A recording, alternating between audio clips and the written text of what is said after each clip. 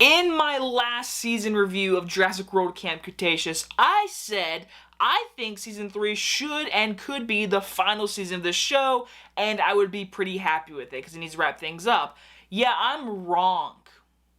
Keep making more.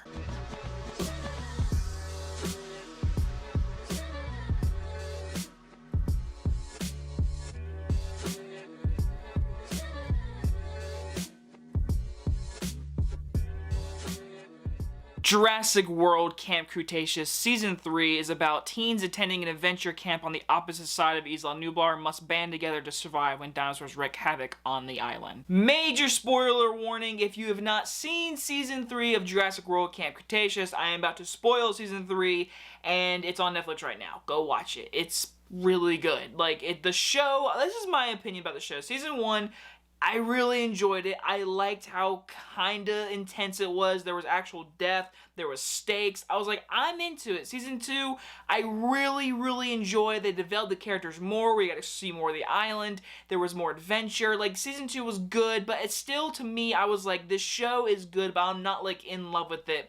After sitting down and watching this entire 10 episode, there was more episodes this season. There were 2 more episodes than the regular. We had a complete season of a darker tone. I'm pretty sure every single episode, except for the first one, had something to do with a stormy, cloudy day, rain, or just really intense action scenes. And I am in love with what this show is going with now. Because Jurassic Park obviously is my favorite movie of all time. And I've always said Jurassic Park has horror adjacent in the movie. It has horror vibes. This just took that horror adjacent and put it throughout the entire season. And from beginning to end, I was glued to this season, and it is for sure my favorite season of the show. Now, when the season starts, we get to see that the 6 kids are trying to escape the island, and my first thought was, why don't they take the boat that, is still floating on the water that the hunters got killed on? Just, wait till the dinosaurs get off the boat, take the boat. And the show actually was smart enough and said, hey, this boat is our focal point. This boat is the main plot line the entire season, which if I had any gripes, that was actually my biggest gripe. Both season 1 and 2 had settings, obviously Isla Nublar, but there was always interesting sights, interesting things to go, where the kids were doing something different. I was into that. Morally of this season has to do with the ocean and the boat, which makes sense for the characters and them getting off the island. It makes sense. But to me, as a viewer, for 10 episodes, it very much was can we please, leave the boat and just get something new, something brand new?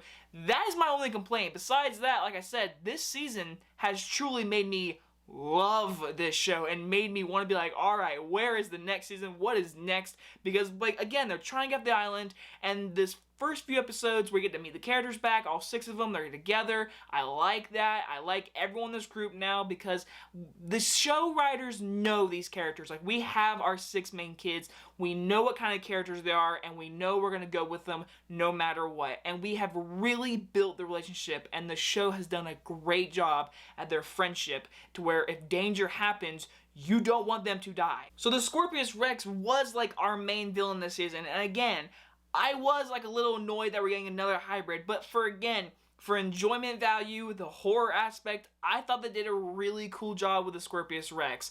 I mean, it definitely jumped on the trees like lizards or anything, and it was creepy looking, its roar, it had a smaller looking head, it was cool for what it was, but deep down, we have raptors, we have T-Rex, we have dinosaurs that can be scary. I love that the show keeps showing new dinosaurs. We get to see more of them because, everyone complains about the original Jurassic Park only showing a few of the species when there's 15 of them. Yeah, this show will show more and more of them when they're exploring the island and there's exciting action scenes. One of my favorite action scenes this entire season has to be when Blue shows up. When Blue is actually a raptor and is trying to kill the kids.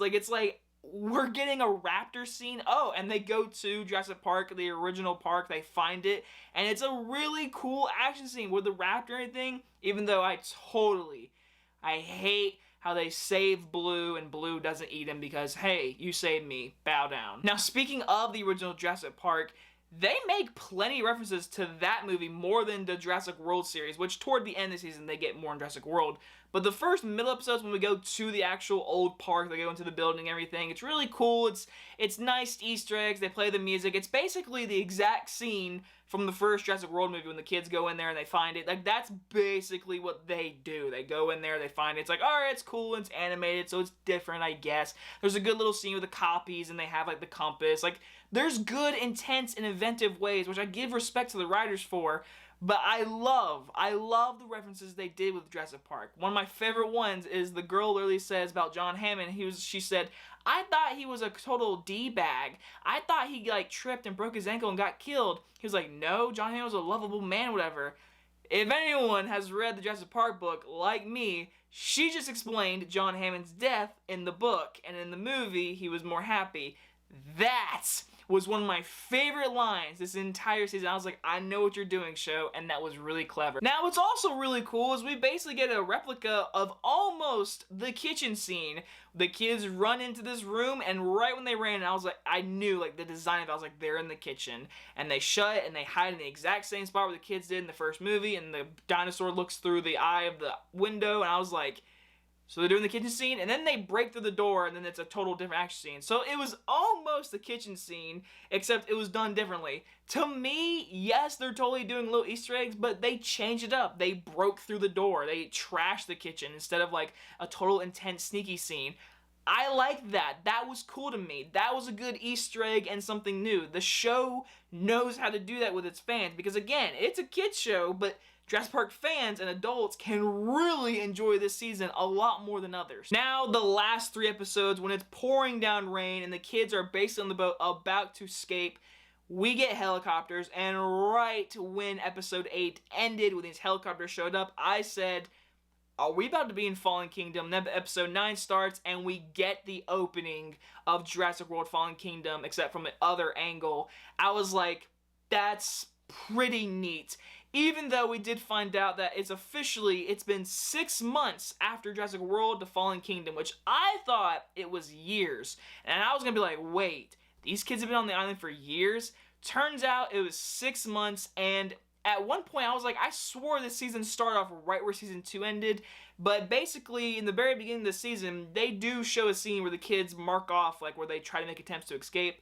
I guess they did that in 6 months, because they've been on the island for 6 months, and now they're coming back here with all the evil corporation. They're like, oh my goodness, they're here, and like, at first I was like, so is this how the show's gonna end? And then once it fully ends, the bad guys are defeated, and they are still on the island, and they get on the boat. I was like, okay, is this how it's gonna end? And then, of course, the last shot, we get them on the boat, he walks away, and the door starts rattling, because they're heading to the mainland, but guess what? They have a dinosaur on the boat with them, and so now I'm assuming we're gonna get a season 4. Overall though, season 3 tremendously stepped up its game in the action scenes, how much darker this season was, and I was all for it. There was plenty of action scenes I loved. I loved the references to Jurassic Park, and I did like how they tied into Jurassic World Fallen Kingdom, and now I'm honestly very curious where these characters are going to end up in season 4. Hopefully we get it, because I do want to know, because they have said it's going to connect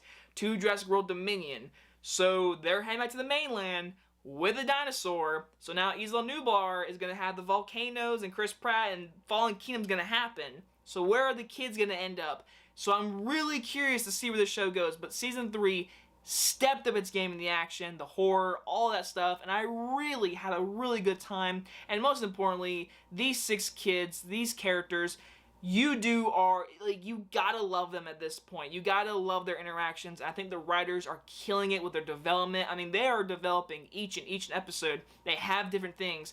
I didn't really care for that one kid who wanted to stay on the island, the nerdy kid. I was like, why do you want to stay on the island? But I do like how, like, he stays on the island and then he literally turns around and jumps in the water and wants to escape with them. I was like, thank you for being realistic and, like, getting off this dinosaur island. But overall, season 3 of Camp Cretaceous has really stepped up its game, and I'm honestly kind of in love with the show. I'm gonna give Jurassic World Camp Cretaceous season 3 an A-.